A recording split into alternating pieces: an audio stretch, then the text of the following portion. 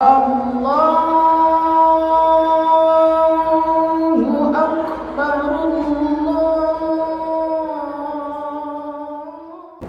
Alhamdulillahilladzi arsala rasulahu bil huda wa dinil haqqi liyudhhirahu 'ala ad-din.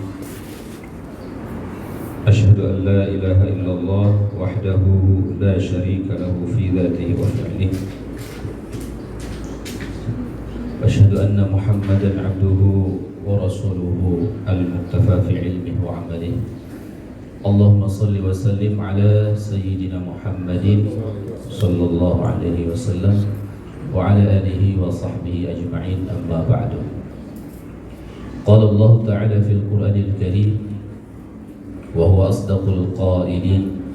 A'udzu billahi minasy syaithanir rajim. Bismillahirrahmanirrahim. Subhanalladzi asra bi'abdihi minal masjidil haram ilal masjidil aqsa alladzi barakna hawlahu linuriyahu min ayatina innahu huwas sami'ul basir.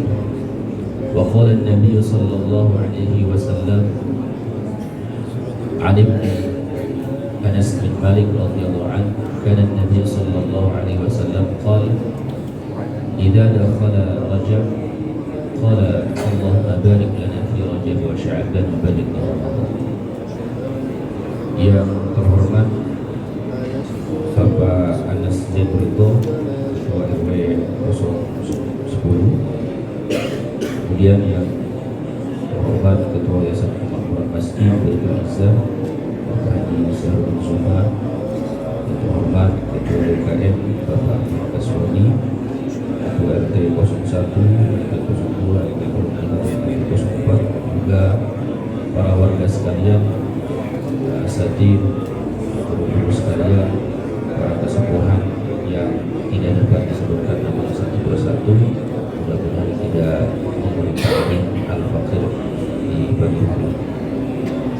Puji dan syukur sama-sama kita panjatkan kehadirat Allah Subhanahu wa taala. Salat seiring salam semoga selalu tercurah limpahkan kepada junjungan kita Nabi besar Muhammad sallallahu alaihi wasallam. Bapak Ibu sekalian, jemaah Masjid Baitul Izzah Blok Arafah, sebelum Al-Faqih melanjutkan tentang beberapa hikmah yang dapat kita petik dari peristiwa yang sangat besar dan bersejarah, yakni Isra Mi'raj, terlebih dahulu nanti menegaskan yang pertama di depan Bapak Ibu sekalian, kakak-kakak, adik-adik, bukan bermaksud untuk menggurui, menasihati, tapi tujuannya kita sama-sama ngaji bareng. Mudah-mudahan dari kajian dan hikmah yang kita bahas, saya sendiri dan juga bersama seluruh para jemaah bisa mengamalkan. Kemudian yang kedua, tadi kita diawali dengan Fathul Quran. Saya teringat satu sabda Rasulullah sallallahu alaihi wasallam. Beliau mengatakan, "Inna hadzal Qur'an ma'dubatun." Al-Quran ini ibarat hidangan dari Allah, maka ambillah hidangan ini. Kalau dibahasa dibahaskan begini Bapak Ibu, Al-Quran dari Al-Fatihah sampai An-Nas berjumlah 114 surah, terdiri dari 30 juz, ayatnya berapa? 6.236. Ada versi lain 6.666. Kalau saya bahas itu membutuhkan waktu kurang lebih 1,5 jam terkait perbedaan itu. Tapi dua-duanya ilmiah, dua-duanya ada datanya. Tapi juga saya pernah membuat cocokologi dengan kalimat Muhammad. Jadi selisih 430 ayat itu adalah filosofi dari kata Muhammad. Pernah itu sendiri? Belum. Mudah-mudahan nanti sempetin gitu, hitung ayat. Sekarang sangat mudah. Tinggal kita jumlahi pakai kalkulator. Pastikan tidak sendiri, pastikan jangan sekali. Jadi berulang kali. Yang pernah saya hitung, yang sering saya hitung, itu 6.236 ayat. Jadi empiris saya lakukan sendiri itu sebanyak demikian. Jadi seperti sesekali kita hitung ayat, karena itu adalah pedoman hidup kita. Adapun perbedaan 6.666 ayat ini pun sahih, ada riwayatnya. Di antara para ulama menegaskan penyebutan itu 1000 ayat tentang perintah, 1000 ayat tentang larangan, kemudian tentang janji dan ancaman, tentang nikmat surga dan seterusnya, tentang hukum dan lain sebagainya. Jadi analoginya disebabnya 6.666 ayat itu terhadap nilai muatan dari kandungan Al-Quran. Jadi dua-duanya benar. Kemudian dari Al-Fatihah sampai An-Nas yang terdiri dari 114 surah ini, Bapak Ibu sekalian, itu kalau dibahasa bebaskan begini sederhananya, kata Nabi, hidangan Al-Quran itu menyehatkan. Bapak Ibu mau baca Al-Fatihah, mau baca An-Nas, mau baca surah apa aja dari Al-Quran itu menyehatkan. Terserah mana sukanya. Tidak ada yang tidak menyehatkan dari Al-Quran. Jadi syifa'ul linnas, obat bagi manusia. Kalau kita bandingkan dengan misal hidangan, kita diundang atau kita sendiri mengadakan satu pesta, makanan kita buat berbagai macam makanan, dari yang levelnya mungkin aneh sampai biasa aja. Biasa itu tempe, tahu, ikan asin. Tapi saya yakin semau-maunya Bapak Ibu memakan itu tidak bisa semua kita makan. Apalagi yang mungkin sudah dijaga tuh makanannya. Jadi mau makan kredok takut, mau makan soto juga takut, kambing apalagi, kolesterol.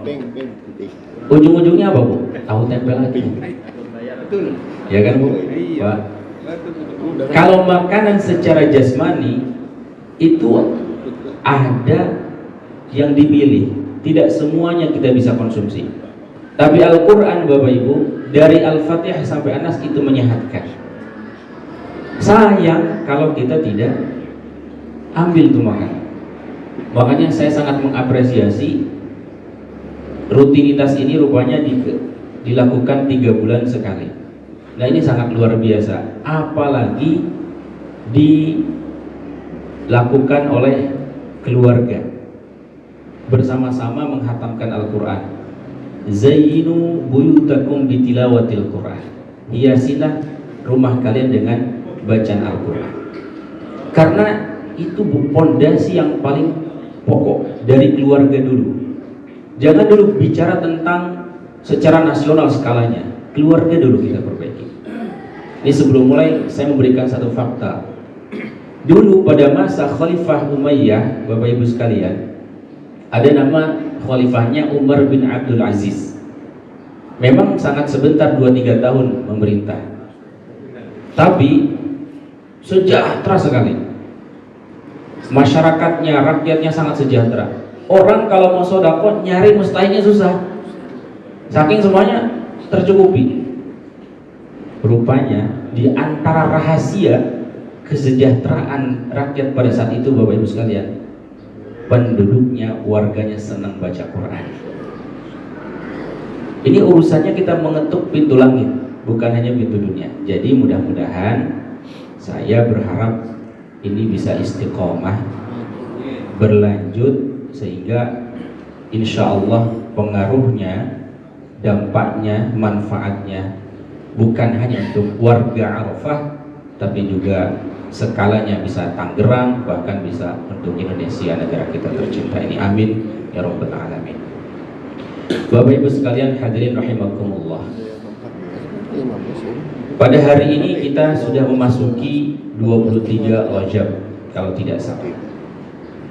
Siklus kehidupan manusia Allah gambarkan dalam Al-Quran. Di antaranya kalau kita ingin baca di surah Ar-Rum ayat 54. Allah berfirman, A'udzu billahi minasyaitonir rajim. Allahul ladzi khalaqakum min dha'fi. Allah menciptakan kalian itu dari keadaan lemah. Dari kecil baru lahir masih lemah. Tsumma ja'ala min ba'di dha'fin quwwah. Lalu setelah keadaan lemah tumbuh kembang menjadi anak-anak, remaja, dewasa, kuat. Tapi wa ja'ala min ba'di quwwatin dha'fan wa syaibah. Setelah kuat dikembalikan lagi tubuh lemah lagi. Itu siklus kehidupan kita. Bahkan di surah Yasin ayat 68, wa man nu'ammirhu nunakkishu fil khalqi afala ya'qilun. Siapa saja yang Allah karuniakan usia panjang, nanti secara bertahap Allah kembalikan kepada penciptaan semulanya. Afala ya'qilun. Apakah mereka tidak berpikir? Jadi dulu kita gagah nih, sekarang Masya Allah saya pun baru 32 menginjak 33 udah mulai tuh selektif masalah makanan. Kalau dulu apa aja bisa masuk, wah mau sehari itu makan cabai bahkan tambah abon cabai kuat. Tapi kalau sekarang Masya Allah, itu siklus kehidupan. Nah, sangat singkat kan Bu? Berasanya kemarin kita masih gagah, sekarang ternyata semakin melemah. Tapi untuk iman dan semangat dalam keagamaan insya Allah tetap meningkat. Sebegitu singkatnya. Ternyata Bapak Ibu sekalian, itu terjadi juga kita hari ini. Saya baru perasaan kemarin juga nih, Idul Adha, dan juga pernah mengisi subuh kajian. Sekarang sudah Rajab dan sebentar lagi kita akan berjumpa dengan bulan suci Ramadan. Rupanya ada satu ungkapan dari Sayyidina Ali karramallahu wajhah. Kata beliau, an-nasu niyamun fa idza matu intabahu. Manusia itu hakikatnya sedang tidur, kapan dia bangun? Saat dia wafat. Kenapa Bu demikian? Karena begini, tidur itu kita pernah kan mimpi. Mimpi itu hitungannya paling lama mungkin hitungan menit. Tapi ketika Bapak Ibu mimpi, kalau mimpi indah, Masya Allah, terasa lama sekali, melintasi waktu dan zaman itu. Ibarat skenario perfilman, singkat tapi terasa lama. Nah, begitu pun ilustrasi kita hidup di dunia ini. Jadi berasa kita singkat sekali. Maka kehidupan yang sesungguhnya adalah nanti kelak di akhirat. Sehingga pada hari ini kita tidak terasa sudah masuk bulan Rajab. Sebetulnya ada apa dengan bulan Rajab ini? Yang pertama, Bapak Ibu sekalian, mari kita baca surah At-Taubah 36. Surah At-Taubah 36, Allah berfirman, Inna iddatash syuhuri indallahi 12 syahran fi kitabillah. Sesungguhnya bilangan bulan bagi Allah itu ada 12 bulan. Di antara 12 bulan itu minha arba'atun hurum. Ada 4 bulan yang Allah istimewakan.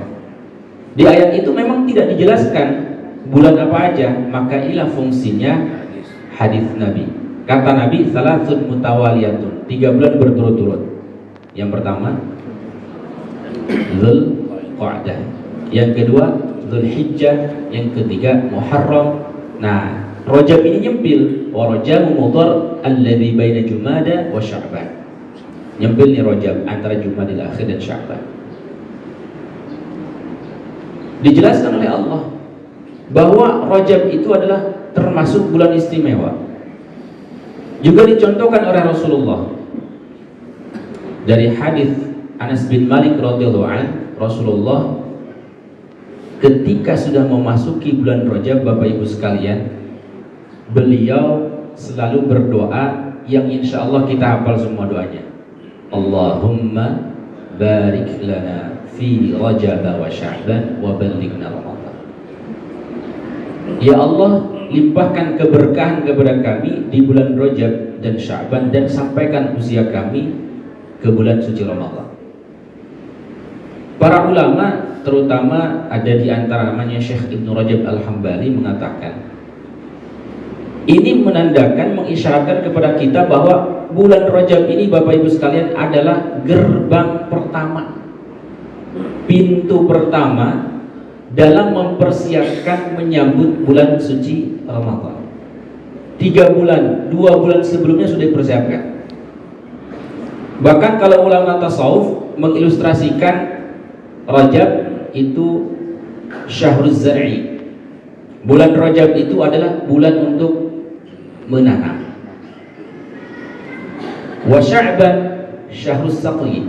Bulan Sya'ban itu bulan untuk menyiram. Wa Ramadan Syahrul Hasadi. Bulan Ramadan adalah bulan untuk panen. Kenapa demikian? Karena di bulan suci Ramadan yudha'afu fihil ajru, dilipat gandakan semua pahala. Itu yang pertama, Bapak Ibu sekalian. Istimewanya bulan Rajab, Nabi pun mempersiapkan diri menyambut bulan suci Ramadan sejak bulan Rajab. Dengan apa? Ya melatih diri puasa, melatih diri menghatamkan Al-Quran, melatih diri salat malam, karena itu persiapan untuk bulan suci Ramadan. Kemudian yang kedua, sebagaimana kita ketahui bersama, adalah terjadinya peristiwa Isra wal Mi'raj. Begini Bapak Ibu hadirin rahimakumullah, agar kita simpel dalam memahami dan memetik hikmah Isra Mi'raj, kita kupas satu persatu dalam ayat surah Al-Isra ayat pertama. Allah berfirman, Subhanalladzi asra bi'abdihi. Kalimat yang pertama yang digunakan adalah Subhana, Maha Suci Allah. Padahal tidak ada kalimat Allah, Bu. Tapi kenapa diterjemahkan Maha Suci Allah? Subhanalladzi, tapi bukan Subhanallahilladzi. Kalau yang pernah mondok nih bisa dua. Yang pertama, kita kaji dari sisi gramatika bahasa Arab. Ini kedudukannya namanya maf'ul mutlak, yang fa'ilnya ditiadakan, takdiruhu usabbihu subhana. Yang kedua, dari sisi keindahan semantiknya, balaghahnya. Quran itu setiap huruf, Bu, setiap harokat itu mengandung keindahan yang tersembunyi, sehingga dia bisa mengalahkan sesuatu yang trending pada saat itu, syair yang luar biasa digaung-gaungkan, didewakan oleh masyarakat kafir Quraisy. Ketika Al-Quran diturunkan, semua aneh, ini apa ini? Bacaan apa ini? Luar biasa, kami tidak pernah menemukan ini. Rupanya para ulama ketika menelusuri secara detail dan mendalam, banyak sekali keistimewaannya. Di antaranya ini, Pak, bolehlah secara misalkan kita tidak perlu mengulik maf'ul mutlak apa segala macam. Satu lagi, dalam ilmu semantik balaghah ini disebut dengan ijazul Quran. Aslinya subhanallah, tapi kalimat Allahnya disimpan. Ini untuk apa? Ijaz. Ijaz itu, Bu, kalimat ringkas tapi punya makna sangat luas. Kalau bahasa sehari-hari ini, punten, mohon maaf, anak kita udah kasih tahu nih, Dek, jangan main becek-becekan. Tiba-tiba anak kita kepleset. Tuh kan, bahasa tuh kan itu mewakili satu paragraf mungkin, Pak. Ya kan? Kalau misalkan ada kita sedang bicara nih, coba kalimat ini bahasa namanya ijaz. Jadi bahasa ringkas tapi penuh makna yang luas. Kalimat tuh kan udah dibilangin dari tadi, nggak perlu Ibu mendeskripsikan kalimat berikutnya. Makanya kalau hujan jangan becek-becekan, nanti kamu kepleset jatuh. Enggak. Biasanya kalau ibu-ibu begitu. Atau begitu doang. Itu namanya ijaz kalau bahasa. Nah, dalam Al-Qur'an itu terbagi dua, Bu. Yang pertama, makna yang ringkas memiliki makna luas itu dengan cara dibuang, disimpan. Tanpa meletakkan kalimat Allah, kita sudah paham Maha Suci Allah. Yang kedua, ikhtisar. Ikhtisar itu diringkas. Kadang kalau kita sudah paham secara konteks kalimatnya, tidak perlu diletakkan. Contoh, Bapak Ibu silakan buka misalkan surah Yusuf. Saya lupa ayatnya, kalau hafal bagus nih. Was'alil qaryata allati kunna fiha. Dalam Quran ada kalimat was'alil qaryah. Tanyakanlah kepada qaryah, kampung. Nerjemahinnya tidak mungkin tanyakan kepada kampung, karena kampung bukan makhluk hidup. Tapi maksudnya was'al ahlil qaryah. Tanyakanlah kepada penduduk kampung. Quran tidak meletakkan ahlunnya, langsung was'al qaryah. Atau misalkan di surah Al-A'raf ayat 54, ala lahul khalq wal amr. Ingatlah, bagi Allah lah yang maha menciptakan dan mengurus segala sesuatu, segala urusan. Kalimat al-amru, urusan, itu banyak, Bu. Menghidupkan, mematikan, memberikan rizki, semua aktivitas yang dibutuhkan oleh manusia itu Allah yang mengendalikan. Tapi Quran hanya dengan kalimat al-amru. Nah, dalam kalimat subhanalladzi ini menyimpan keindahan semantiknya, keindahan balaghah kebahasaannya. Di antaranya itu yang kalau disertakan ada subhanallahilladzi asra, maha suci Allah alladzi yang kedua, Bapak Ibu sekalian, kalimat subhanah, kalimat tasbih. Silakan riset, buka di setiap ayat dalam Al-Quran.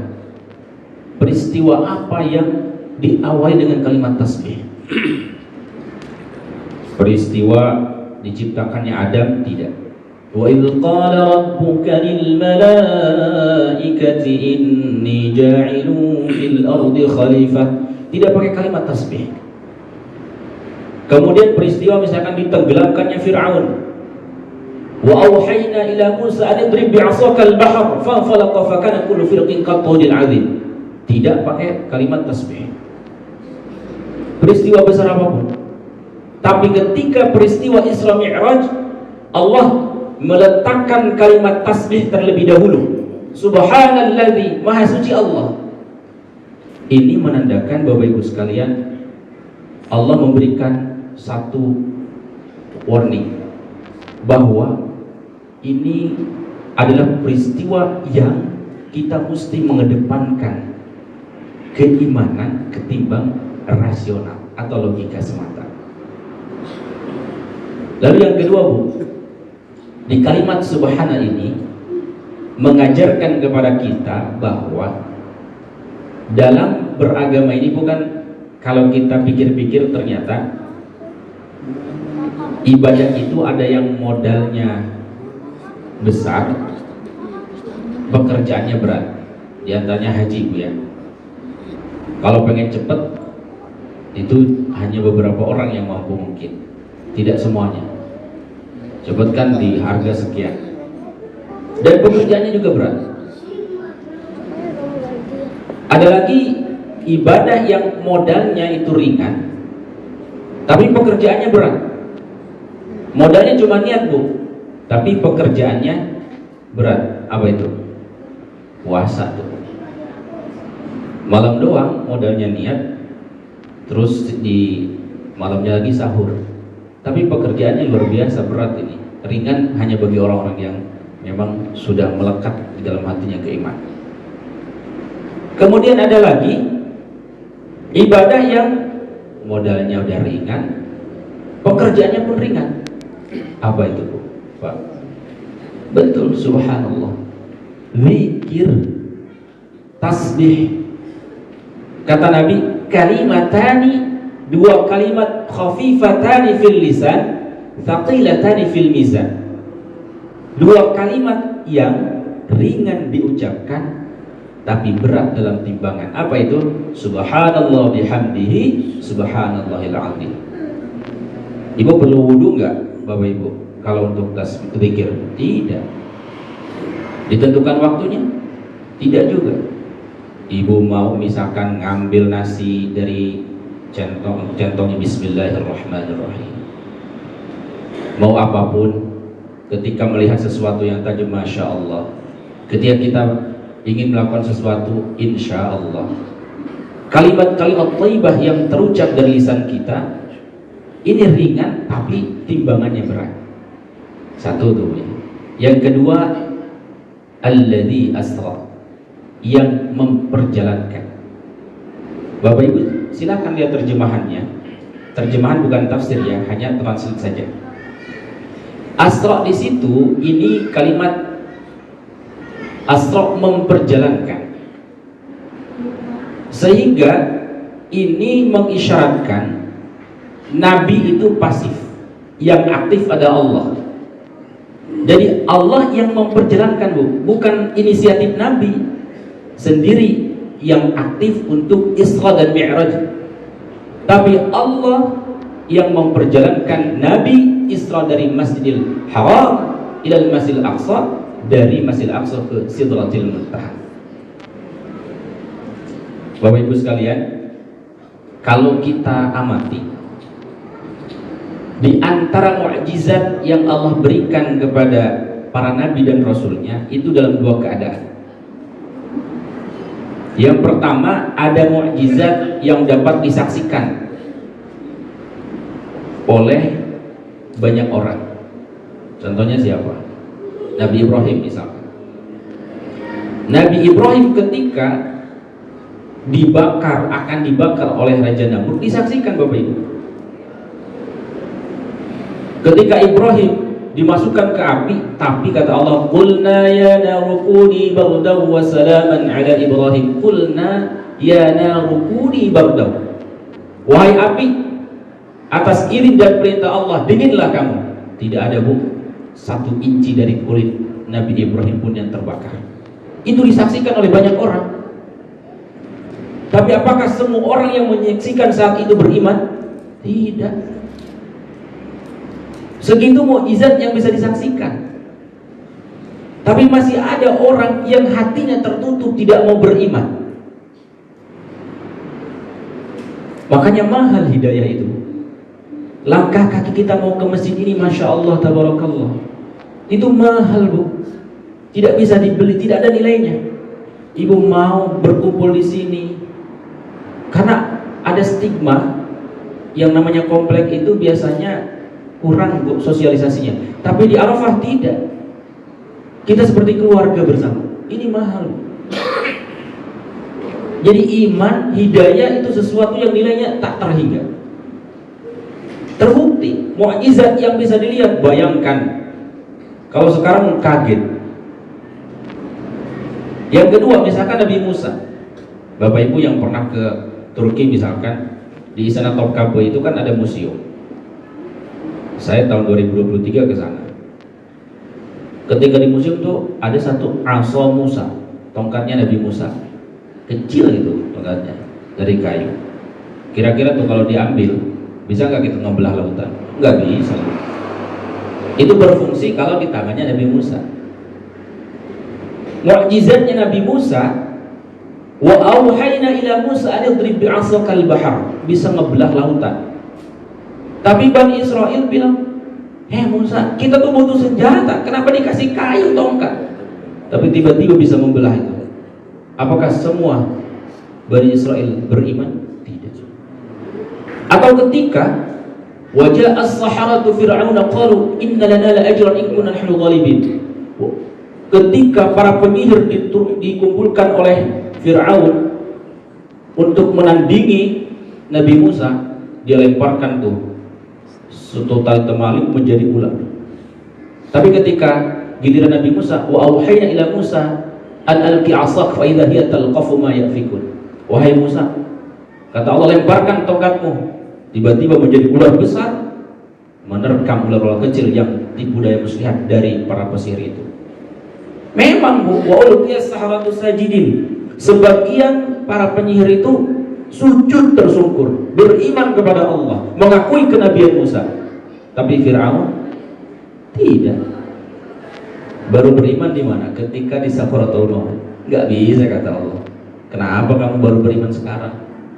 Sehingga kata Allah, "Fal yauma nunajjika bi badanika litakuna liman khalfaka ayah." Hari ini aku selamatkan jasadmu sebagai pelajaran bagi orang-orang nanti setelah kamu. Saya juga pernah ke Mesir melihat bagaimana mumi Fir'aun itu. Ditonton, biasanya kita takut Bu, melihat tengkorak manusia. Itu ditonton, Masya Allah. Dan bisa awet kan ada zat garam yang diadopsi oleh penduduk Madura untuk mengawetkan ikan asin, katanya begitu. Itu kan cuma sebatas teori aja, nggak tahu benarnya. Jadi bisa diawetkan oleh garam. Nah, giliran Isra Mi'raj Bu, Pak, apakah bisa dilihat? Tidak. Apakah bisa disaksikan? Enggak. Tiba-tiba Rasulullah bercerita, "Wahai para sahabatku, saudara-saudaraku, saya tadi malam dari Masjidil Haram ke Masjidil Aqsa naik Mi'raj ke langit, sampai langit ke-7 sampai ke Sidratul Muntaha." Kira-kira apa reaksinya Bu? Orang kafir Muhammad tiada-ada aja. Masa iya? Gak mungkin lah. Percis kayak begini mungkin Bu ya. Sekarang kan kita bisa video call nih. Anak ibu ada misalkan di Eropa lagi kuliah, bisa Aina. Ketika di abad 18 dah atau di abad 17, mungkin orang-orang bicara, saya akan bisa bicara dalam satu layar komunikasi, pasti dikatakan aneh, mustahil. Jadi peristiwa Isra Mi'raj ini sesuatu yang tidak bisa disaksikan. Tapi ketika Nabi menyampaikan kepada Sayyidina Abu Bakar, menceritakan tentang pengalaman ini, apa jawab Abu Bakar? Shadaqta ya Muhammad. Engkau benar wahai Muhammad. Maka perangkat yang kita gunakan dalam peristiwa ini adalah keimanan, keyakinan, akidah, dan kita mengakui betul kemahaagungan Allah Subhanahu wa Ta'ala. Jadi bukan logika. Meskipun Bapak Ibu, setahap demi setahap ilmu pengetahuan itu mulai membuktikan. Dulu nggak bakal tuh kepikiran bisa ada pesawat luar angkasa. Ya sekarang hanya kita sayangnya nih di kalangan kita hanya mudah mengklaim, oh itu ada dalam Qur'annya. Mana Qur'annya? Surah Ar-Rahman, ya ma'syarasy syabab man istata'a minkumul ba'ah. Oh salah, itu hadis Bu. Hadis tentang pernikahan. Kadang kepleset masalah pernikahan nih. Karena konsentrasinya hukum keluarga Islam. S1, S2, S3 saya hukum keluarga Islam. Maksudnya ya ma'syaral jinni wal ins, in istata'tum an tanfudhu min aqtaris samawati wal ardi fanfudhu la tanfudhuna illa bisultan. Dalam tafsir ilmiah bisultan itu kekuatan yang mungkin sekarang kalau diterjemahkan secara modern itu adalah teknologi, sains dan teknologi. Nggak kepikiran tuh zaman dulu. Atau para mubalik biasanya mengilustrasikan begini, Bapak Ibu mau pulang kampung, misalkan ke Bandung, bawa rambutan, ternyata di rambutan itu kan ada semut. Semut itu kebawa ke Bandung. Tapi pas Ibu pulang, hinggap lagi di baju Ibu, nyampe lagi ke Eropa, ya kan? Semut yang mustahil bisa berjalan dari Eropa, dari Tangerang ke Bandung, itu bisa karena hinggap di mobil kita, karena hinggap di pakaian kita. Itu di antara logika yang disampaikan oleh para mubalik. Tapi perkara Asra dan Mi'raj Allah yang memperjalankan, sehingga kita harus perangkatnya hanya keimanan, bukan logika. Agama tidak melulu harus sesuai dengan logika. Ada la tahdil uqul. Ada sesuatu yang tidak dapat dijangkau oleh akal. Kemudian bi'abdihi. Kalimat bi'abdi ini hamba. Subhanalladzi asra, maha suci Allah yang telah memperjalankan hambanya. Sering para ulama mengkaji ini, para mubalik mengkaji ini, tapi kita ingatkan ulang, kok bisa? Kenapa Allah tidak bi Muhammadin gitu? Maha suci Allah yang telah memperjalankan Nabi Muhammad, tapi memakai hamba. Kalimat hamba ini memberikan isyarat kepada kita Bapak Ibu sekalian bahwa yang namanya Nabi Muhammad sallallahu alaihi wasallam itu telah diakui oleh Allah tentang kehambaannya. Satu tuh, kita mengaku hamba Allah, ya belum tentu Allah mengakui kita kalau kita masih menghambakan dunia, kalau kita masih menghambakan harta, kalau kita masih menghambakan kedudukan dan jabatan. Yang kedua, Bu, kalimat abdun, hamba. Ini para ulama menjelaskan, menegaskan kepada kita bahwa Nabi Muhammad sallallahu alaihi wasallam Isra dan Mi'raj itu birruh wal jasad, dengan ruh dan jasad, bukan cuma ruh. Kalau ruh doang disebut apa, Bu? Gentayangan. Kalau jasad doang disebut apa? Mayit. Kalau hamba Allah disebut dua-duanya harus ada. Itu yang disampaikan meskipun ikhtilaf. Tapi yang paling kuat dan mu'tamad masyhur adalah Rasul Isra dan Mi'raj dengan ruh dan jasad. Lalu kemudian yang terakhir, linuriyahu min ayatina. Tujuannya untuk apa, Bapak Ibu sekalian? Untuk memperlihatkan sebagian tanda-tanda kebesaran Allah Subhanahu wa taala.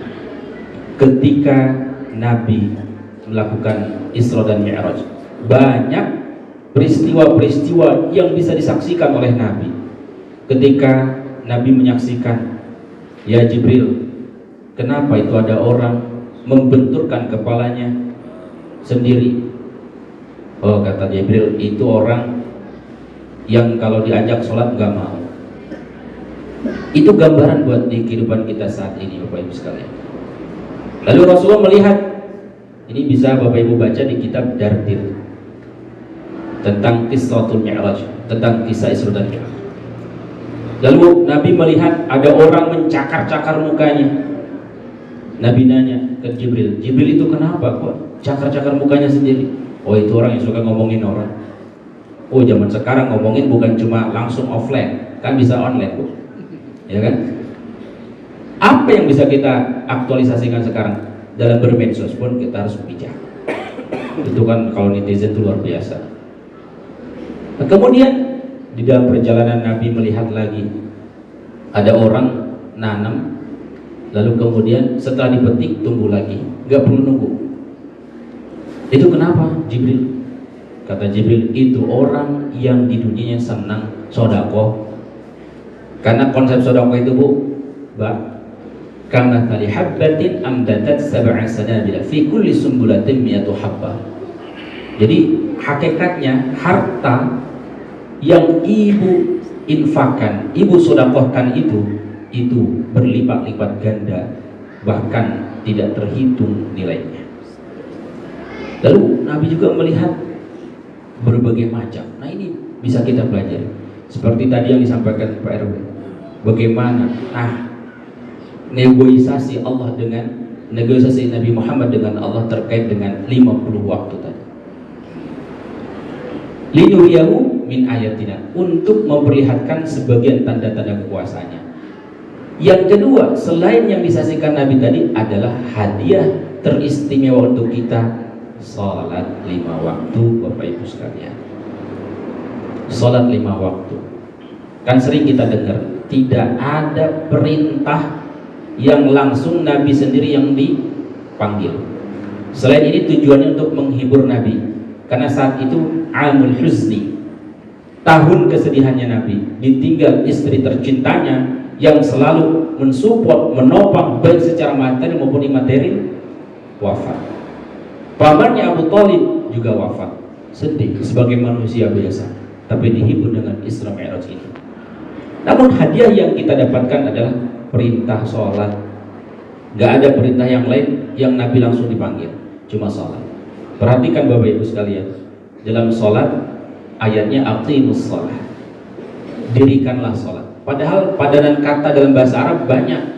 If'alu misalkan, kerjakan, atau i'malu, kerjakan juga. Nah, kata para ulama mengatakan maksud aqimus sholat itu bu, ityanus sholati bihuquqiha adh-dhahirati wa bihuquqiha al-batinah. Sholat itu bukan cuma dikerjakan secara zahir, tapi juga batinnya harus terkoneksi. Kadang-kala kalau sudah takbir bu ya, saya pernah lupa enggak? Bukan pernah lagi bu, kadang ayat pernah. Sholat alhaakumut takatsur hatta zurtumul maqabir kalla sawfa ta'lamun thumma kalla saya'lamun alam naj'alil arda. Kok jadi panjang? At-takatsur jadi panjang. Masya Allah. Iya, juz 30 dari At-Takatsur ke An-Naba. Ada lagi bu yang kacau. Ini bukan mempercandakan ayat, tidak. Lakum dinukum terjadi waladhdallin. Lakum dinukum waladhdallin. Jamaah amin lagi, balik lagi. Ya namanya lupa bu. Nah, jadi salat itu Bapak Ibu sekalian, bahwa bukan sekedar dikerjakan secara zahir, tapi dihadirkan batinnya.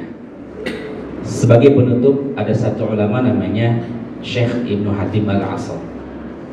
Beliau pernah ditanya oleh muridnya, kaifa takhsha'u fi shalatika? Wahai Syekh, bagaimana cara engkau khusyuk dalam salat?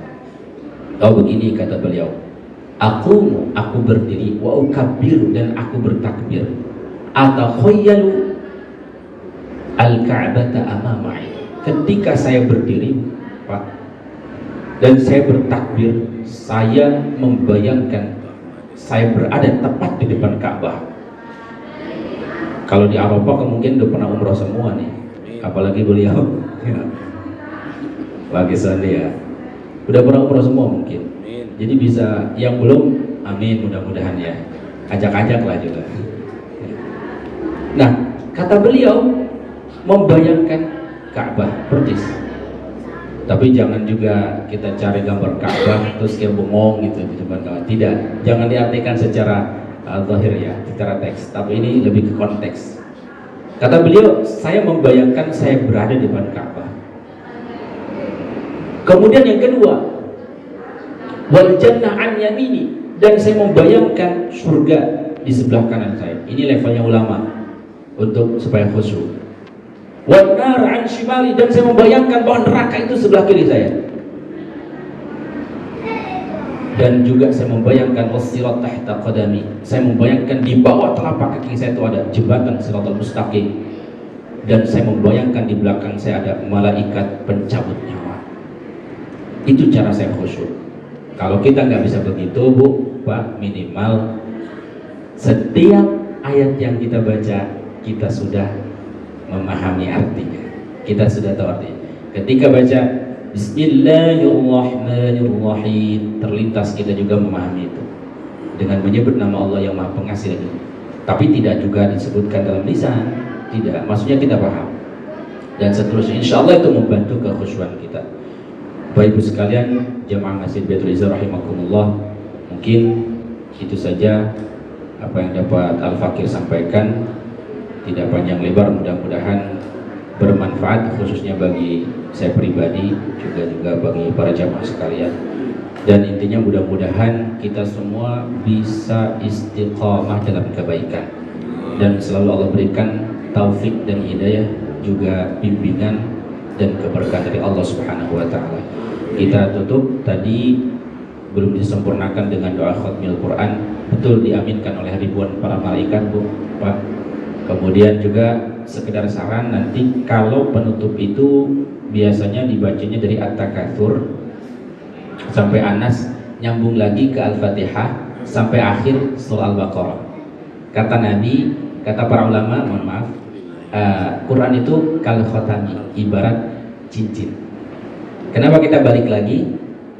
Kalau kita kan wiridan juga begitu kan, balik lagi. Itu mengisyaratkan bahwa Quran itu saling berkaitan, tidak berhenti. Jadi setelah An-Nas nyambung Al-Fatihah, Alif Lam Mim, Dzalikal, kemudian ulaika ala hudan, Allahu la, baru lillahi ma fis samad, baru akhirnya, baru shadaqallahul adzim, baru doa. Baik Bapak Ibu sekalian, mohon izin kita sedikit saja, kalau dibaca panjang lumayan doa khatmil Qur'annya, kita berdoa bersama-sama. Mudah-mudahan segala hajat kita Allah kabulkan, kebaikan kita Allah lipat gandakan. Allahumma salli wa sallim ala sayyidina Muhammadin fil awwalin wal akhirin wa barik wa sallim wa radiyallahu ta'ala kulli sahabati rasul ajma'in. Alhamdulillahi rabbil alamin. Hamdan yuwafi ni'amahu wa yukafi'u mazidah. Ya Rabbana lakal hamdu kama yanbaghi li jalali wajhikal karim wa 'azimi sultanik. Allahumma Rabbana taqabbal minna innaka antas sami'ul 'alim. Wahdini wahdina wa waffiqna ila al-haqqi wa ila tariqil mustaqim. Bi barakati khatmil Qur'anil 'azim wa bi hurmati habibika wa rasulika an-nabiyil karim. Wa'fu 'anna ya rahim. Wa'fu 'anna ya karim. Waghfir lana dhunubana bifadlika wa karamika ya akramal akramin wa ya arhamar rahimin. Allahumma zayyinna bi zinati khatmil Qur'an wa akrimna bi karamati khatmil Qur'an wa albisna bi khil'ati khatmil Qur'an wa adkhilna al-jannata ma'al Qur'an warham jami' ummati Muhammadin sallallahu alaihi wasallam bi hurmati khatmil Qur'an. Allahumma ij'alil Qur'an lana fid dunya qarina وفي القبر مونسا وفي القيامة شفيعا وعلى الصراط نورا وإلى الجنة رفيقا ومن النار سترا وحجابا وإلى الخيرة كلها دليلا وإماما بفضلك وكرمك يا أكرم الأكرمين ويا أرحم الراحمين. اللهم ارزقنا بكل حرف من القرآن حلاوة وبكل كلمة كرامة وبكل سورة سلامة وبكل جزء جزاء. اللهم بارك لنا في رجب وشعبان وبلغنا رمضان. ربنا آتنا في الدنيا حسنة وفي الآخرة حسنة وقنا عذاب النار. وصلى الله على سيدنا محمد وعلى آله وصحبه وسلم. سبحان ربك رب العزة عما يصفون وسلام على المرسلين والحمد لله رب العالمين. والله الموفق إلى قوم الطريق. ثم السلام عليكم ورحمة الله وبركاته. صلى الله على محمد صلى الله عليه وسلم. صلى الله على محمد صلى الله عليه وسلم. يا نبي سلام عليك، يا رسول سلام عليك، يا حبيب سلام عليك. صلوات الله عليك. صلى الله على محمد صلى الله عليه وسلم. صلى الله على محمد صلى الله عليه وسلم. صلى الله على محمد صلى الله عليه وسلم. صلى الله على محمد صلى الله عليه وسلم. يا نبي سلام عليك، يا رسول سلام عليك، يا حبيب سلام عليك. صلوات الله عليك. اللهم صل وسلم وبارك.